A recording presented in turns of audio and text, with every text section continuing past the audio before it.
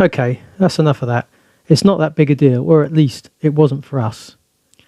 My story started one morning on my way to work. The fuel light had come on our diesel Fiat Multipla, telling me we were nearly out of fuel. So I pulled into the local petrol station, but had put half a tank of unleaded fuel in it before I realised the error of my ways.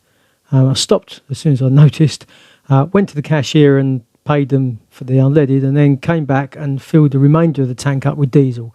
Wasn't really sure what I should be doing, but I needed to get to work. I stayed in the petrol station for 10 minutes with the engine ticking over, figuring that if it's going to break down or go wrong, it might as well do it here in the garage while I'm close to home. But it seemed to run fine, so I figured there's only one way to find out what's going to happen, and that was to set off. Drove all the way to work, no problems at all. Engine temperature was normal, fuel consumption was normal, no unusual noises. If I put my foot down, there was a little bit of that sort of diesel knock you get from a diesel engine when it's cold, which is not normally prevalent. But it is a Fiat Multipla, so you don't put your foot down that often, and got to work fine. When I got to work, I Googled what do you do when you put petrol in your diesel engine. I was horrified by all the stories I seemed to read, although they all seem to be from people with some motive or another looking for your business. There didn't seem to be so much advice for just impartial advice on what happens. So not knowing any different, and as our car was worth hundreds of pounds, not thousands or tens of thousands of pounds, I decided to drive home.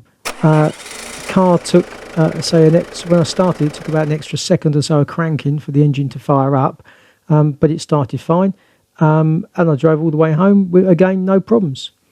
For the next few days going to work, I filled the car up with diesel every time. That's, say, every 50 miles, I was putting fill it up with diesel just to try and dilute what was in there. Then I would do every other day, so every 100 miles, fill it with diesel, and it's been fine.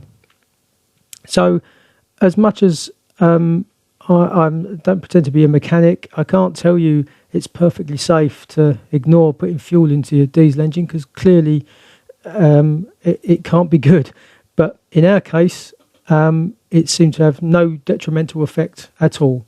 We've done a couple of thousand miles now. The engine's still running just as sweet as it was. Fuel consumption's the same, temperature's the same, no unusual noises. Everything's okay. So